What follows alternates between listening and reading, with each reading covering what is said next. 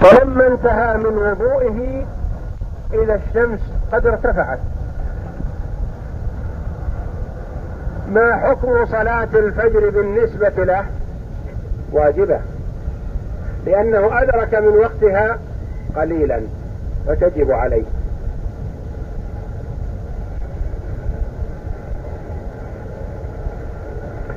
النفساء بعد وضعها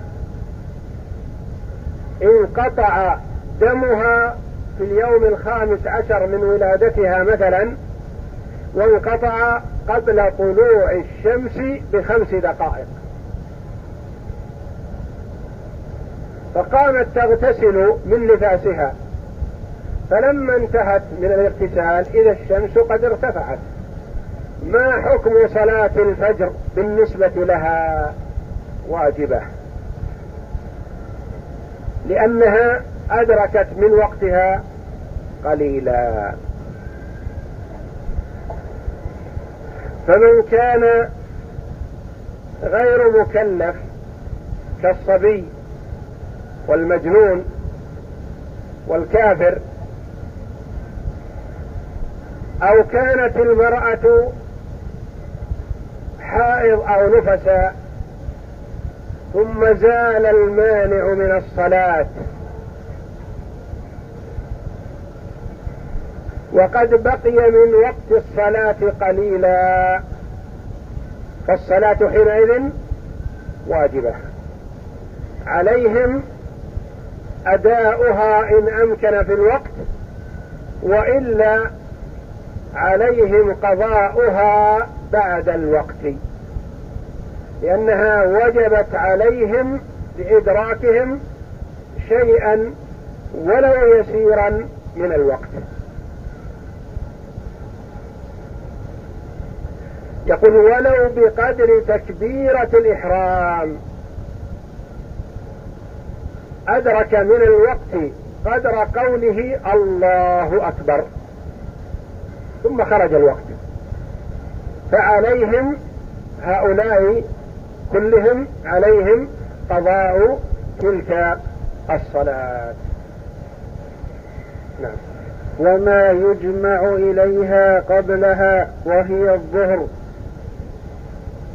وكذا لو كان ذلك قبل الفجر لزمته العشاء والمغرب، لأن وقت الثانية وقت الأولى حال العذر، فإذا أدركه المعذور فكأنه أدرك وقتها. وما يجمع إليها قبلها، الأمثلة السابقة كلها مثلناها في صلاة الفجر، وصلاة الفجر لا يجمع إليها شيء.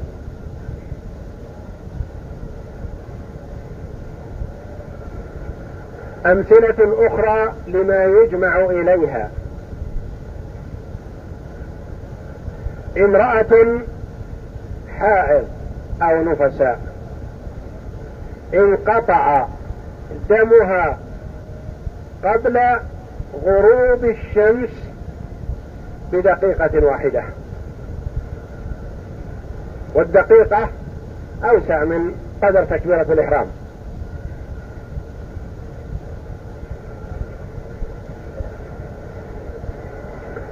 مجنون أفاق من جنونه قبل غروب الشمس بدقيقة واحدة،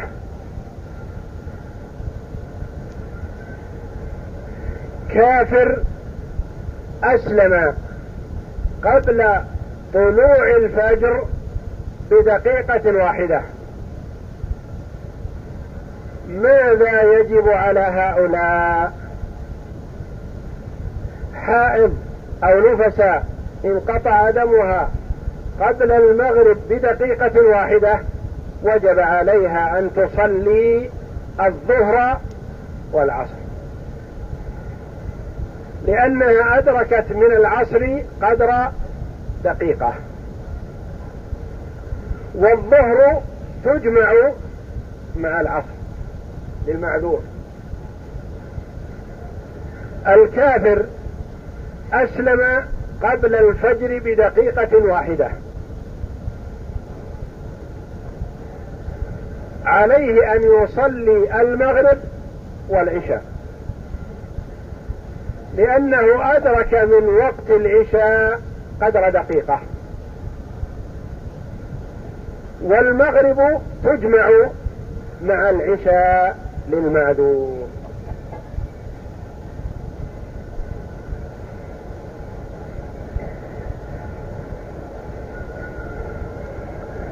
صبي بلغ قبل الفجر بشيء يسير، وهو لم يصلي المغرب ولا العشاء لأنها لا تجب عليه، فبلغ قبل الفجر بقليل، ماذا يجب عليه؟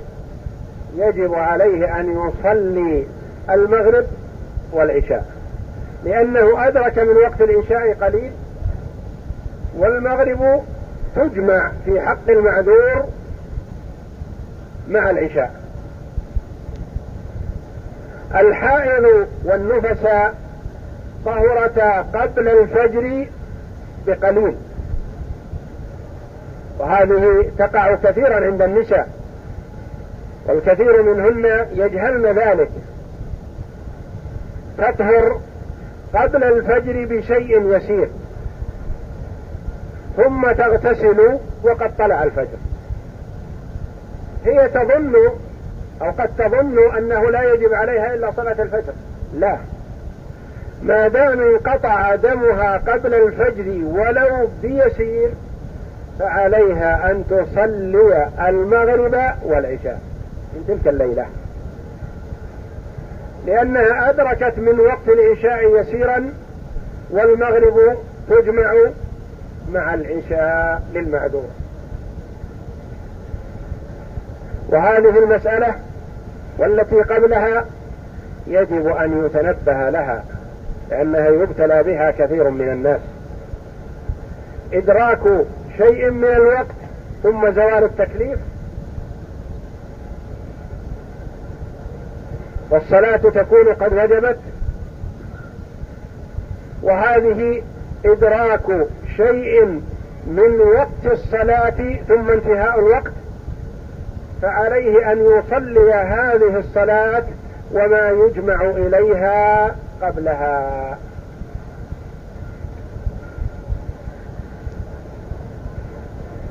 أدرك شيئا من وقت العشاء ولو دقيقة قبل طلوع الفجر فعليه أن يصلي المغرب والعشاء، لأنه كما تقدم لنا وقت صلاة العشاء من غياب الشفق الأحمر إلى طلوع الفجر، والمختار إلى ثلث الليل أو إلى نصفه الأول، وما بعد ذلك وقت ضرورة.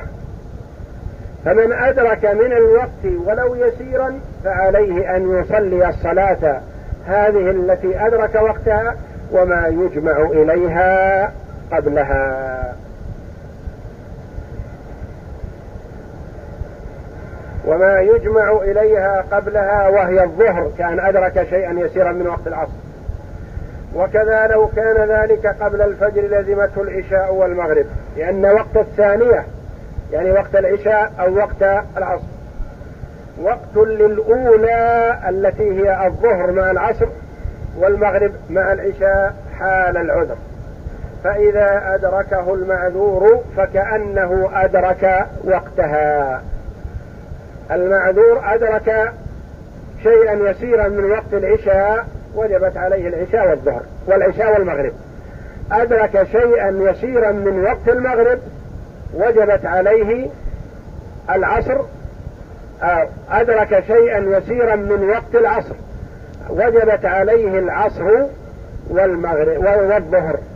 والله أعلم، وصلى الله وسلم وبارك على عبده ورسول نبينا محمد وعلى آله وصحبه أجمعين.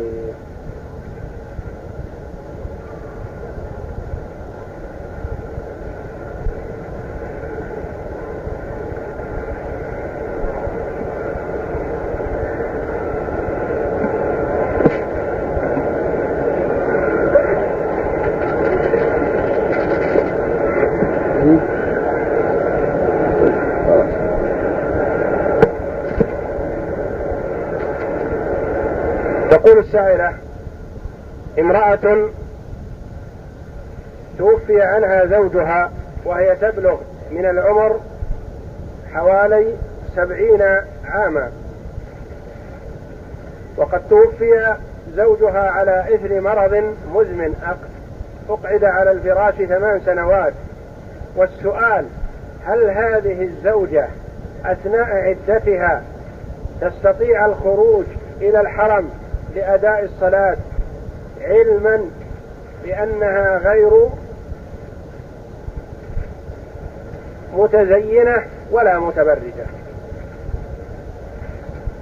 الجواب: عدة الوفاة والحداد، حداد المرأة على زوجها 4 أشهر و10 أيام، أو وضع الحمل إن كانت حامل، هذه حتما على كل امرأة، سواء كانت المرأة كبيرة تبلغ من العمر 70 عاما أو 80 عاما أو 100 عام، أو كانت صغيرة بأن عقد له عليها وهي بنت 10 سنوات أو أقل من ذلك. وسواء كانت المرأة فراشا لزوجها عنده وهو يطأ، أو كانت في بلد بعيد عن بلد زوجها،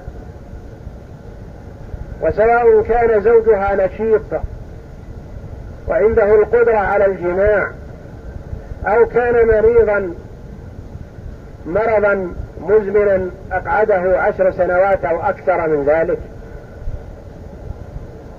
العدة والحداد تلزمان كل امرأة توفي زوجها، حتى ولو لم تره في عمرها، لو لم يدخل عليها ولم تره، عقد له عليها وهي في بلد وهو في بلد آخر ومات ولم تراه، فعليها عدة الوفاة والحداد. ولا يجوز لها أن تخرج إلا لما لا بد لها منه، كأن تخرج للمستشفى إذا كانت مريضة، أو تخرج للمحكمة أو لكتابة العدل إذا كانت مضطرة لذلك، للتوكيل أو لإثبات أمر من الأمور التي يتطلب حضورها للمحكمة، تخرج للمحكمة ولا حرج. لكن تذهب للصلاة في الحرم لا، لأن هذا ليس حال ضرورة. تخرج لما لا بد لها منه، تقضي حاجتها في السوق نهارا لا ليلا، تخرج لتشتري حاجة لها لا تجد من يقضي حاجتها في السوق، تخرج لقضاء حاجتها نهارا لا ليلا. فالخروج للحاجة والضرورة، وأما خروجها للصلاة في المسجد الحرام أو في غيره من المساجد فلا ضرورة حينئذ، فلا تخرج، لأن صلاتها في بيتها أفضل لها. صلاة المرأة في بيتها خير لها، كما ثبت ذلك عن النبي صلى الله عليه وسلم بقوله مخاطبا للرجال: لا تمنعوا إماء الله مساجد الله، وبيوتهن خير لهن.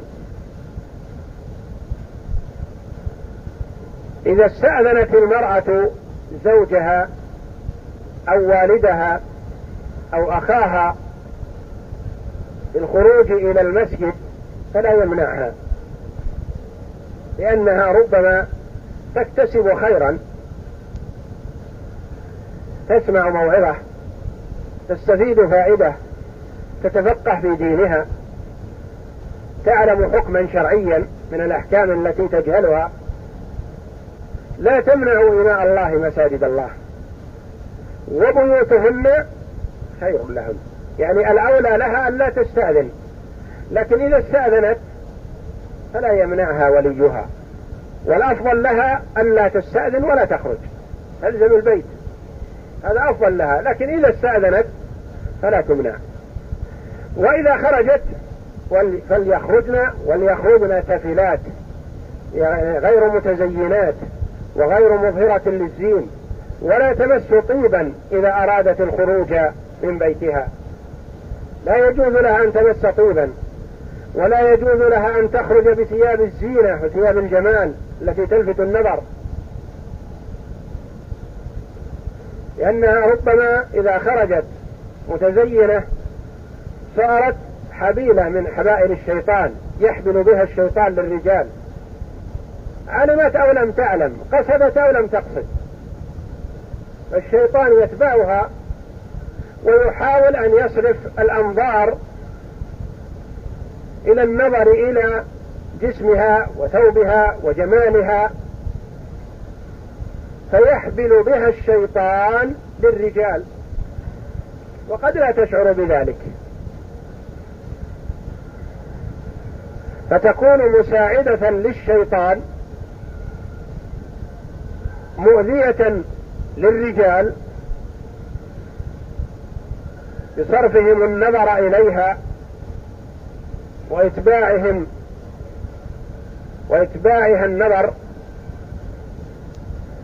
مع أن الرجل مأمور بغض البصر، لكن إذا مرت المرأة الجميلة المظهرة للجمال بين يديه قد لا يستطيع أن يغض بصره، ما كل الرجال يستطيع أن يغض بصره،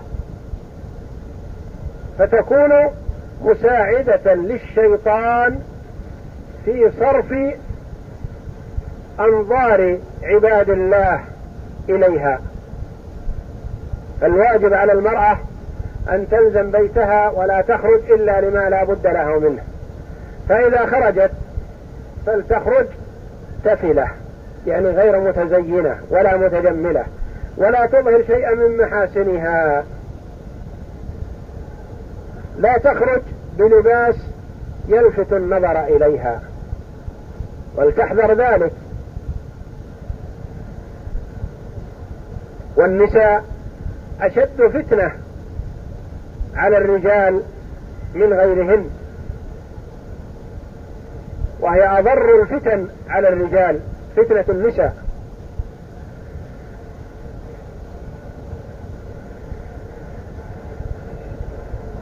فالواجب على الأولياء أن يقنعوا مولياتهم بعدم الخروج، وأن يقضوا لهن حوائجهن حتى لا يضطروهن للخروج. وتقول عائشة رضي الله عنها في عهد الصحابة رضي الله عنهم خير الأمة، تقول: لو رأى رسول الله صلى الله عليه وسلم ما صنع النساء لمنعهن من الخروج. تقوله بعد وفاة الرسول عليه الصلاة والسلام، منتقدة لكثير من النساء بخروجهن. لو رأى رسول الله صلى الله عليه وسلم ما صنع النساء، متى هذا؟